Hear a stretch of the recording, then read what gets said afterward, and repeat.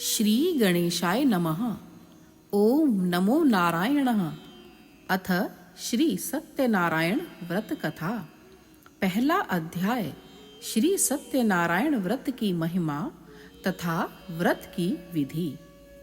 श्री व्यास जी ने कहा कि एक समय नैमिषारण्य तीर्थ में शौनक आदि सभी ऋषियों तथा मुनियों ने पुराण शास्त्र के वेत्ता श्री सूत जी महाराज से पूछा। ऋषियों ने कहा कि हे महामुने, किस व्रत अथवा तपस्या से मनोवांछित फल प्राप्त होता है, उसे हम सब सुनना चाहते हैं। आप कृपया करके कहें। श्री सूत जी बोले कि इसी प्रकार देवर्षि नारद जी के द्वारा भी पूछे जाने पर भगवान कमलापति ने उनसे जैसा कहा उसे मैं कह रहा हूँ। आप लोग सावधान होकर सुने। एक समय योगी नारद जी लोगों के कल्याण की कामना से विविध लोकों में भ्रमण करते हुए पृथ्वी लोक में आए और यहाँ उन्होंने अपने कर्म फल के अनुसार नाना योनियों में उत्पन्न सभी प्राणियों को अनेक प्रकार के क्लेश दुख भोगते हुए देखा तथा किस उपाय से इनके दुखों का सुनिश्चित रूप से नाश हो सकता है, ऐसा मन में विचार करके वे विष्णु लोक को गए। वहां 4 भुजाओं वाले और शंख चक्र गदा पद्म तथा वनमाला से विभूषित शुक्ल वर्ण भगवान नारायण का दर्शन कर उन देवाधिदेव की वे स्तुति करने लगे। नारद जी बोले कि हे वाणी और मन से परे स्वरूप वाले अनंत शक्ति संपन्न आदि मध्य और अंत से रहित निर्गुण और सकल कल्याणमय गुण गणों से संपन्न स्थावर जंगमात्मक निखिल सृष्टि प्रपंच के कारणभूत तथा भक्तों की पीड़ा नष्ट करने वाले परमात्मन, आपको नमस्कार है। स्तुति सुनने के अनंतर भगवान श्री विष्णु ने नारद जी से कहा। श्री भगवान ने कहा कि हे महाभाग, आप किस प्रयोजन से यहाँ आए हैं? आपके मन में क्या है, कहिए, वह सब कुछ मैं आपको बताऊंगा। नारद जी बोले कि मृत्यु लोक में अपने पाप कर्मों के द्वारा विभिन्न योनियों में उत्पन्न सभी लोग बहुत प्रकार के क्लेशों से दुखी हो रहे हैं। हे नाथ, किस छोटे से उपाय से उनके कष्टों का निवारण हो सकेगा? यदि आपकी मेरे ऊपर कृपा हो तो वह सब मैं सुनना चाहता हूँ, उसे कृपया करके बताएं। श्री भगवान ने कहा कि हे वत्स, संसार के ऊपर अनुग्रह करने की इच्छा से आपने बहुत अच्छी एवं उत्तम बात पूछी है। जिस व्रत के करने से प्राणी मोह से मुक्त हो जाता है, उसे आपको बताता हूँ, सुने। हे वत्स, स्वर्ग लोक और मृत्यु लोक में दुर्लभ भगवान सत्यनारायण का एक महान पुण्यप्रद व्रत है। आपके स्नेह के कारण इस समय मैं उसे कह रहा हूँ। अच्छी प्रकार से विधि विधान से भगवान सत्यनारायण का व्रत करके मनुष्य शीघ्र ही सुख प्राप्त कर परलोक में मोक्ष को प्राप्त कर सकता है। भगवान की ऐसी वाणी सुनकर नारद मुनि ने कहा कि हे प्रभु, इस व्रत को करने का फल क्या है, इसका विधान क्या है, इस व्रत को किसने किया और कब इसे करना चाहिए, यह सब मुझे विस्तार पूर्वक बतलाइए। तब श्री भगवान ने कहा कि यह सत्यनारायण व्रत दुख शोक आदि का शमन करने वाला, धन धान्य की वृद्धि करने वाला, सौभाग्य और संतान देने वाला तथा सर्वत्र विजय प्रदान करने वाला है। जिस किसी भी दिन भक्ति और श्रद्धा से समन्वित होकर मनुष्य ब्राह्मणों और बंधु बांधवों के साथ धर्म में तत्पर होकर सायंकाल भगवान सत्यनारायण की पूजा करे, नैवेद्य के रूप में उत्तम कोटि के भोजनीय पदार्थ को सवाया मात्रा में भक्ति पूर्वक अर्पित करना चाहिए। केले का फल, घी, दूध, गेहूं का चूर्ण अथवा गेहूं के चूर्ण के अभाव में साठी चावल का चूर्ण, शक्कर या गुड़, यह सब भक्ष्य सामग्री सवाया मात्रा में एकत्र कर निवेदित करनी चाहिए। बंधु बांधवों के साथ श्री सत्यनारायण भगवान की कथा सुनकर ब्राह्मण को दक्षिणा देनी चाहिए। तदंतर बंधु बांधवों के साथ ब्राह्मणों को भोजन कराना चाहिए। भक्ति पूर्वक प्रसाद ग्रहण करके नृत्य गीत आदि का आयोजन करना चाहिए। तदंतर भगवान सत्यनारायण का स्मरण करते हुए अपने घर जाना चाहिए। ऐसा करने से मनुष्यों की अभिलाषा अवश्य ही पूर्ण होती है। विशेष रूप से कल युग में पृथ्वी लोक में यह सबसे छोटा सा उपाय है। इस प्रकार श्री स्कंद पुराण के अंतर्गत रेवा खंड में श्री सत्यनारायण व्रत कथा का यह पहला अध्याय पूरा हुआ। बोलो श्री सत्यनारायण भगवान की जय। दूसरा अध्याय निर्धन ब्राह्मण तथा काष्ठ क्रेता की कथा। श्री सूत जी बोले कि हे द्विजो, अब मैं पुनः पूर्व काल में जिसने इस व्रत को धारण किया था उसे भली भांति विस्तार पूर्वक कहूंगा। रमणीय काशी नामक नगर में कोई अत्यंत निर्धन ब्राह्मण रहता था। भूख और प्यास से व्याकुल होकर वह प्रतिदिन पृथ्वी पर भटकता रहता था। ब्राह्मण प्रिय भगवान ने उस दुखी ब्राह्मण को देखकर वृद्ध ब्राह्मण का रूप धारण करके उस द्विज से आदर पूर्वक पूछा कि हे विप्र, प्रतिदिन अत्यंत दुखी होकर तुम किस लिए पृथ्वी पर भ्रमण करते रहते हो? हे द्विज श्रेष्ठ, यह सब बतलाओ, मैं सुनना चाहता हूँ। ब्राह्मण बोला कि हे प्रभो, मैं अत्यंत दरिद्र ब्राह्मण हूँ और भिक्षा के लिए ही पृथ्वी पर घूमा करता हूँ। यदि मेरी इस दरिद्रता को दूर करने का आप कुछ उपाय जानते हो तो कृपा पूर्वक बतलाइए। वृद्ध ब्राह्मण ने कहा कि सत्यनारायण भगवान विष्णु अभीष्ट फल को देने वाले हैं।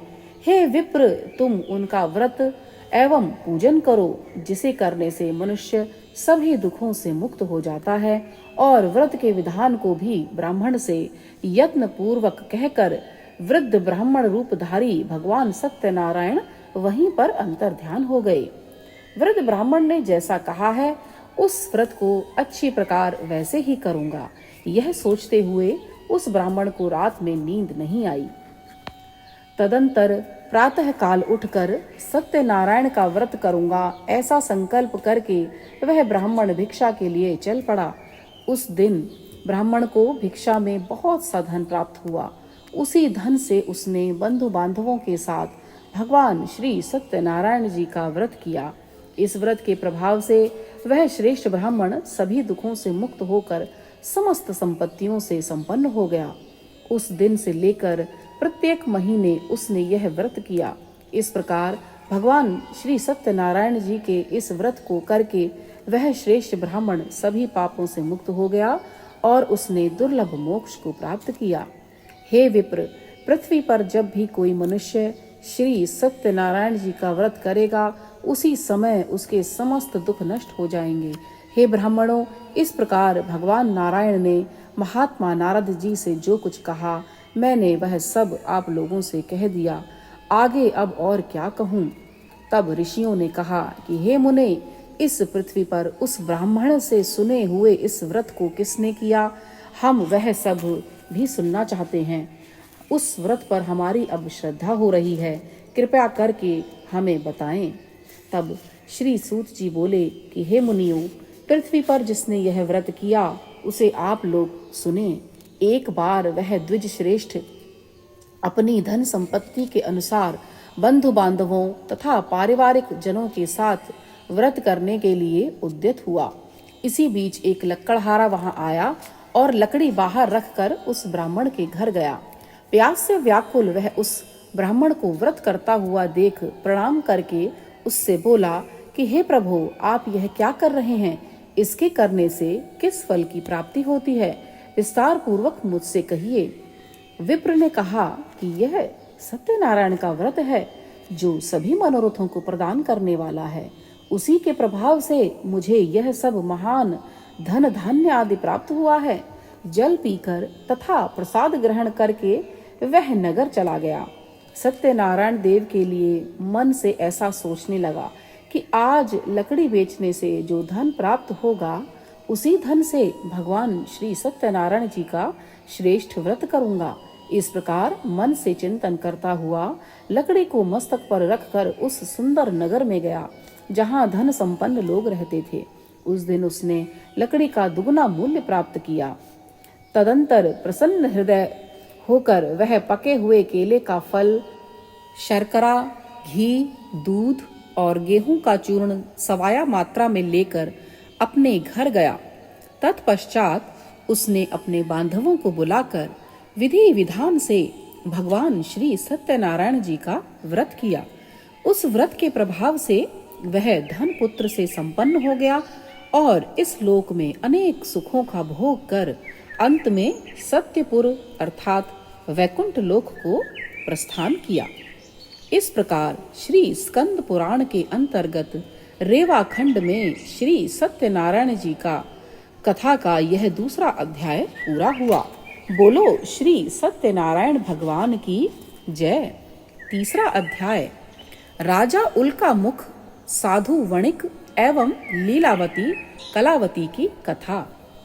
श्री सूत जी बोले कि श्रेष्ठ मुनियों, अब मैं पुनः आगे की कथा कहूंगा, आप लोग सुने। प्राचीन काल में उल्का मुख नाम का एक राजा था। वह जितेंद्रिय, सत्यवादी तथा अत्यंत बुद्धिमान था। वह विद्वान राजा प्रतिदिन देवालय जाता और ब्राह्मणों को धन देकर संतुष्ट करता था। कमल के समान मुख वाली उसकी धर्म पत्नी शील, विनय एवं सौंदर्य आदि गुणों से संपन्न तथा पति परायणा थी। राजा एक दिन अपनी धर्म पत्नी के साथ भद्रशिला नदी के तट पर श्री सत्यनारायण जी का व्रत कर रहा था। उसी समय व्यापार के लिए अनेक प्रकार की पुष्कल धनराशि से संपन्न एक साधु वणिक वहां आया।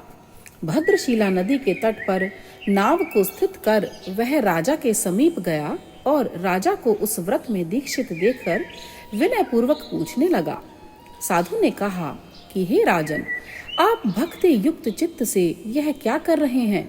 कृपया वह सब बताइए, इस समय मैं सुनना चाहता हूँ।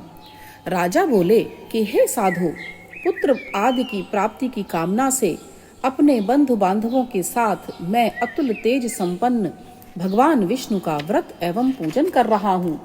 राजा की बात सुनकर साधु ने आदर पूर्वक कहा कि हे राजन, इस विषय में आप मुझे सब कुछ विस्तार से बतलाइए। आपके कथनानुसार मैं व्रत एवं पूजन करूँगा। मुझे भी संतति नहीं है, इससे अवश्य ही संतति प्राप्त होगी।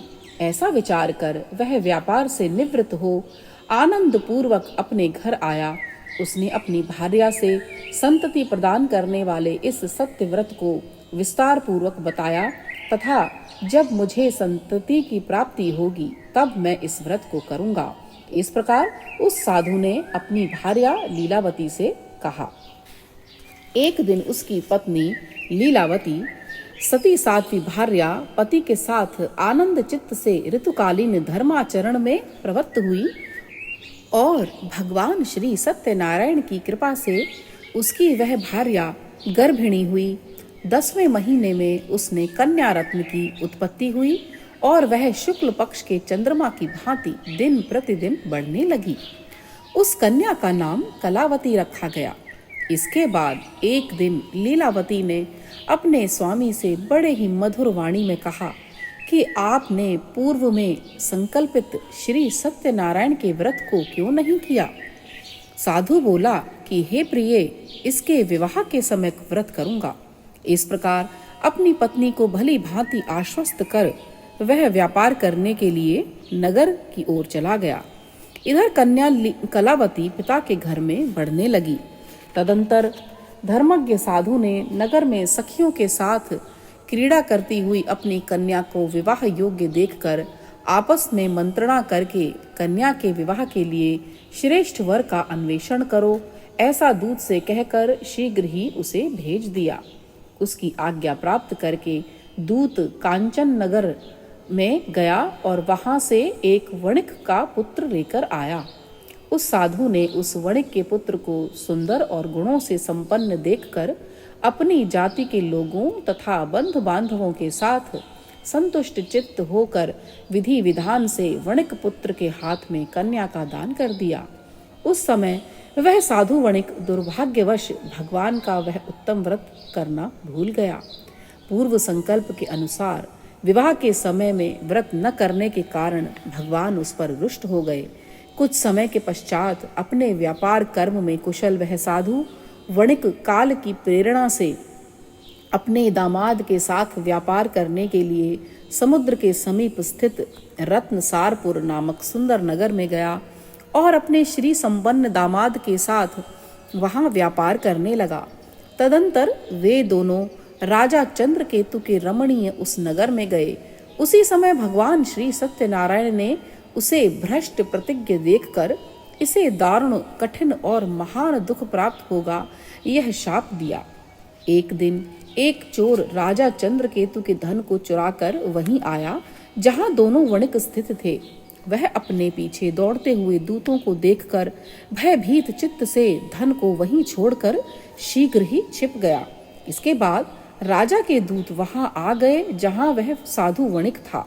वहां राजा के धन को देखकर वे दूत उन दोनों वणिक पुत्रों को बांध कर ले आए और हर्ष पूर्वक दौड़ते हुए राजा से बोले कि हे प्रभु, हम 2 चोर पकड़ लाए हैं, इन्हें देखकर आप आज्ञा दें। राजा की आज्ञा से दोनों शीघ्र ही दृढ़ता पूर्वक बांधकर बिना विचार किए महान कारागार में डाल दिए गए। भगवान सत्यदेव की माया से किसी ने उन दोनों की एक बात तक नहीं सुनी और राजा चंद्रकेतु ने उन दोनों का धन भी ले लिया। उन भगवान के शाप से वणिक के घर में उसकी भार्या भी अत्यंत दुखी हो गई और उनके घर में सारा का सारा जो धन था वह चोरों ने चुरा लिया। वह लीलावती शारीरिक तथा मानसिक पीड़ाओं से युक्त भूख और प्यास से दुखी हो अन्न की चिंता से दर दर भटकने लगी। कलावती कन्या भी भोजन के लिए इधर उधर प्रतिदिन घूमने लगी। एक दिन क्षुधा से पीड़ित हो वह कलावती एक ब्राह्मण के घर गई। वहां जाकर उसने श्री सत्यनारायण जी के व्रत पूजन को देखा। वहां बैठकर उसने कथा सुनी और वरदान मांगा। तदंतर प्रसाद ग्रहण करके वह कुछ रात होने पर घर गई। माता लीलावती ने कलावती से प्रेम पूर्वक पूछा कि हे पुत्री, रात में तू कहाँ रुक गई थी? तुम्हारे मन में क्या है? कलावती कन्या ने तुरंत माता से कहा कि माँ, मैंने एक ब्राह्मण के घर में मनोरथ प्रदान करने वाला व्रत देखा है। कन्या की उस बात को सुनकर वह वणिक की भार्या व्रत करने को उद्यत हुई और प्रसन्न मन से उस साध्वी ने बंधु बांधवों के साथ भगवान श्री सत्यनारायण जी का व्रत किया तथा इस प्रकार प्रार्थना की कि हे भगवान, आप हमारे पति एवं जामाता के अपराध को क्षमा करें।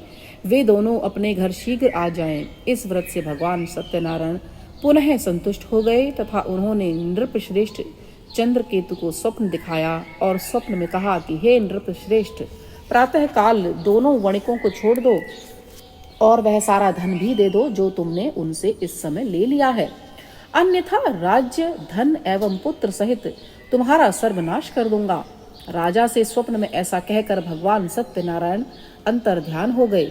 इसके अनंतर प्रातः काल राजा ने अपने सभासदों के साथ सभा के मध्य बैठकर अपना स्वप्न लोगों को बताया और कहा कि दोनों वणिक पुत्रों को शीघ्र ही मुक्त कर दो। राजा की ऐसी बात सुनकर वे राजपुरुष दोनों महाजनों को बंधन मुक्त करके राजा के सामने लाकर विनय पूर्वक बोले कि हे महाराज, बेड़ी बंधन से मुक्त करके दोनों वणिक पुत्र लाए गए हैं। इसके बाद दोनों महाजन वणिक पुत्र नृपश्रेष्ठ चंद्रकेतु को प्रणाम करके अपने पूर्व वृत्तांत का स्मरण करते हुए भय विह्वल हो गए और कुछ बोल न सके। राजा ने वणिक पुत्रों को देखकर आदर पूर्वक कहा कि आप लोगों को प्रारब्धवश यह महान दुख प्राप्त हुआ है, इस समय अब कोई भय नहीं है। ऐसा कहकर उनकी बेड़ी खुलवाकर क्षौर कर्म आदि कराया गया। राजा ने वस्त्र अलंकार देकर उन दोनों वणिक पुत्रों को संतुष्ट किया तथा सामने बुलाकर वाणी द्वारा अत्यधिक आनंदित किया। पहले जो धन लिया था उससे दूना करके दिया। तदंतर राजा ने पुनः उनसे कहा कि हे साधु, अब आप अपने घर को जाएं। राजा को प्रणाम करके आपकी कृपा से हम जा रहे हैं। ऐसा कहकर उन दोनों महावैश्यों ने अपने घर की ओर प्रस्थान किया। इस प्रकार श्री स्कंद पुराण के अंतर्गत रेवा खंड में श्री सत्यनारायण व्रत कथा का यह तीसरा अध्याय पूरा हुआ। बोलो श्री सत्यनारायण भगवान की जय। चौथा अध्याय असत्य भाषण तथा भगवान के प्रसाद की अवहेलना का परिणाम।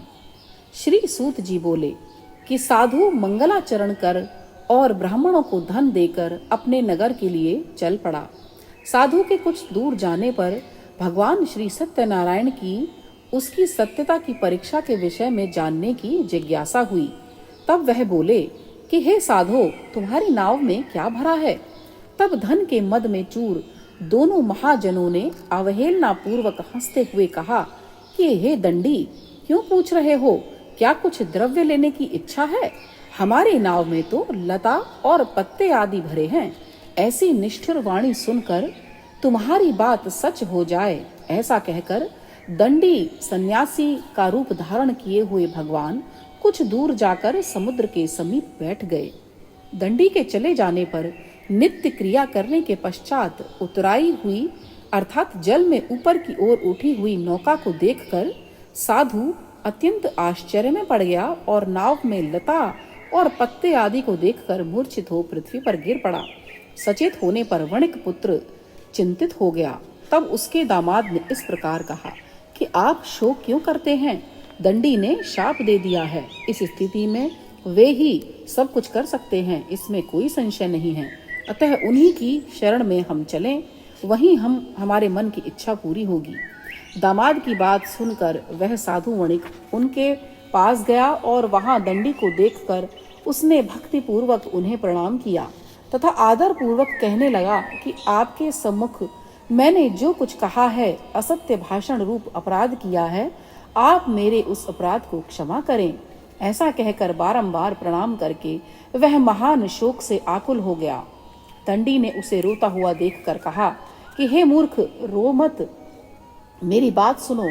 मेरी पूजा से उदासीन होने के कारण तथा मेरी आज्ञा से ही तुमने बारंबार दुख प्राप्त किया है। भगवान की ऐसी वाणी सुनकर वह उनकी स्तुति करने लगा। साधु ने कहा कि हे प्रभु, यह आश्चर्य की बात है कि आपकी माया से मोहित होने के कारण ब्रह्मा आदि देवता भी आपके गुणों और रूप को यथावत रूप से नहीं जान पाते हैं। फिर मैं मूर्ख आपकी माया से मोहित होने के कारण कैसे जान सकता हूँ? आप प्रसन्न हो, मैं अपनी धन संपत्ति के अनुसार आपकी पूजा करूंगा। मैं आपकी शरण में आया हूँ। मेरा जो नौका में स्थित पुराना धन था, उसकी तथा मेरी रक्षा करें। उस वणिक की भक्ति युक्त वाणी सुनकर भगवान जनार्दन संतुष्ट हो गए। भगवान हरि उसे अभीष्ट वर प्रदान करके वहीं अंतर्ध्यान हो गए। उसके बाद वह साधु अपनी नौका में चढ़ा और उसे धन धान्य से परिपूर्ण देखकर भगवान सत्यदेव की कृपा से हमारा मनोरथ सफल हो गया, ऐसा कहकर स्वजनों के साथ उसने भगवान की विधिवत पूजा की। भगवान श्री सत्यनारायण जी की कृपा से वह आनंद से परिपूर्ण हो गया और नाव को प्रयत्न पूर्वक संभाल कर उसने अपने देश के लिए प्रस्थान किया। साधु वणिक ने अपने दामाद से कहा कि वह देखो, मेरी रत्नपुरी नगरी दिखाई दे रही है। इसके बाद उसने अपने धन के रक्षक दूत को अपने आगमन का समाचार देने के लिए अपनी नगरी में भेजा। तत्पश्चात उस दूत ने नगर में जाकर साधु की भार्या को देख हाथ जोड़कर प्रणाम किया तथा उसके लिए अभीष्ट बात कही कि सेठ जी अपने दामाद तथा बंधु वर्गों के साथ बहुत सारे धन धान्य से संपन्न होकर नगर के निकट पधार गए हैं। दूत के मुख से यह बात सुनकर वह महान आनंद से विह्वल हो गई और उस साध्वी ने श्री सत्यनारायण जी की पूजा करके अपनी पुत्री से कहा कि मैं साधु के दर्शन के लिए जा रही हूँ, तुम भी शीघ्र आओ। माता का ऐसा वचन सुनकर व्रत को समाप्त करके प्रसाद का परित्याग कर वह कलावती भी अपने पति का दर्शन करने के लिए चल पड़ी। इससे भगवान सत्यनारायण रुष्ट हो गए और उन्होंने उसके पति को तथा नौका को धन के साथ हरण करके जल में डुबो दिया। इसके बाद कलावती कन्या अपने पति को न देख महान शोक से रुदन करती हुई पृथ्वी पर गिर पड़ी। नाव का अदर्शन तथा कन्या को अत्यंत दुखी देख भयभीत मन से साधु वणिक ने सोचा कि यह क्या आश्चर्य हो गया। नाव का संचालन करने वाले भी सभी चिंतित हो गए। तदंतर वह लीलावती भी कन्या को देखकर विह्वल हो उठी और अत्यंत दुख से विलाप करती हुई अपने पति से इस प्रकार बोली कि अभी अभी नौका के साथ वह दामाद कैसे अलक्षित हो गया। न जाने किस देवता की उपेक्षा से वह नौका हरण कर ली गई, अथवा श्री सत्यनारायण का महात्म्य कौन जान सकता है। ऐसा कहकर वह स्वजनों के साथ विलाप करने लगी और कलावती कन्या को गोद में लेकर रोने लगी।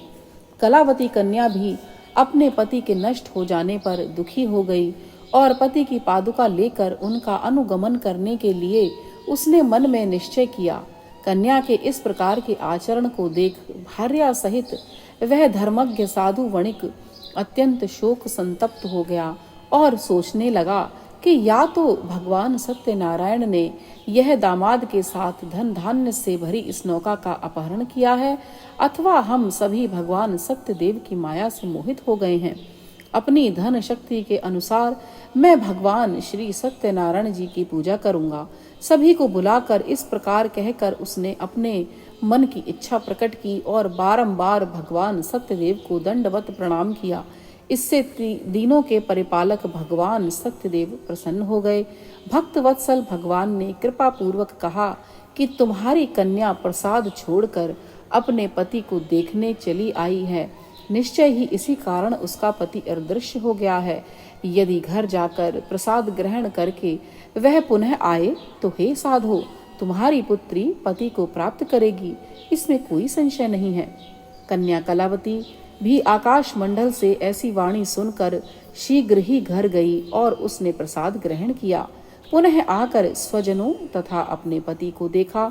तब कलावती कन्या ने अपने पिता से कहा कि अब तो घर चलें, विलंब क्यों कर रहे हैं। कन्या की यह बात सुनकर वणिक पुत्र संतुष्ट हो गया और विधि विधान से भगवान श्री सत्यनारायण जी का पूजन करके धन तथा बंधु बांधवों के साथ अपने घर गया। तदंतर पूर्णिमा तथा संक्रांति पर्वों पर भगवान श्री सत्यनारायण जी का पूजन करते हुए इस लोक में सुख भोग कर अंत में वह सत्यपुर वैकुंठ लोक में चला गया। इस प्रकार श्री स्कंद पुराण के अंतर्गत रेवा खंड में श्री सत्यनारायण व्रत का यह चौथा अध्याय पूरा हुआ। पांचवा अध्याय राजा तुंगध्वज और गोपगणों की कथा। श्री सूत जी बोले कि हे श्रेष्ठ मुनियों, अब इसके बाद मैं दूसरी कथा कहूंगा, आप लोग सुने। अपनी प्रजा का पालन करने में तत्पर तुंगध्वज नामक एक राजा था। उसने सत्यदेव के प्रसाद का परित्याग करके दुख प्राप्त किया। एक बार वह वन में जाकर और वहां बहुत से पशुओं को मारकर वट वृक्ष के नीचे आया। वहां उसने देखा कि गोपगण बंधु बांधवों के साथ अत्यंत संतुष्ट होकर भक्ति पूर्वक भगवान सत्यदेव की पूजा कर रहे हैं। राजा यह देखकर भी अहंकारवश न तो वहां गया और न उसने भगवान श्री सत्यनारायण जी को प्रणाम ही किया।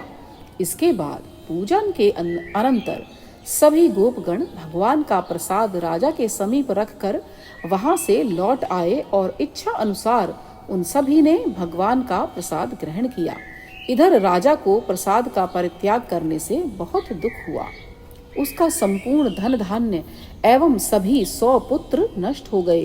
राजा ने मन में यह निश्चय किया कि अवश्य ही भगवान सत्यनारायण ने हमारा नाश कर दिया है, इसलिए मुझे वहीं जाना चाहिए जहां श्री सत्यनारायण भगवान जी का पूजन हो रहा था।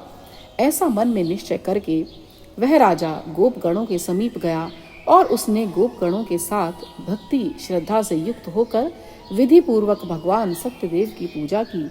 भगवान सत्यदेव की कृपा से वह पुनः धन और पुत्रों से संपन्न हो गया तथा इस लोक में सभी सुखों का भोग कर अंत में सत्यपुर वैकुंठ लोक को प्राप्त हुआ।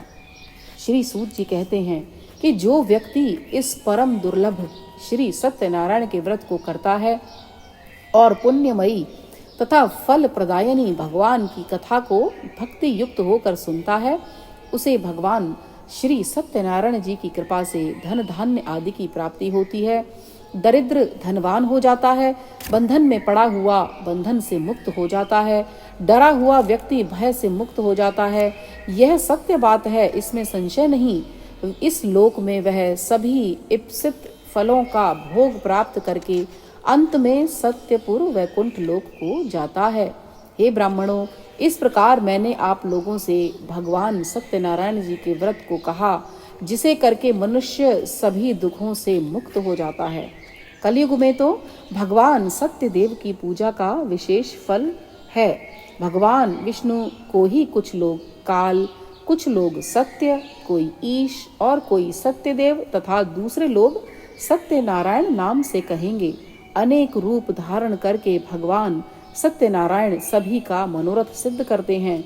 कलयुग में सनातन भगवान विष्णु ही सत्य व्रत रूप धारण करके सभी का मनोरथ पूर्ण करने वाले होंगे।